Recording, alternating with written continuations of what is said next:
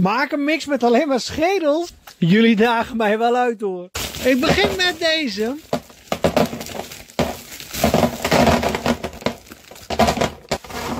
Deze schedels zijn half lemon, half superzuur. Zo. En deze zijn half aardbei, half lemon. Nog een paar. De Publicious Skulls die smaken dus naar kauwgom, maar zijn wel superzuur.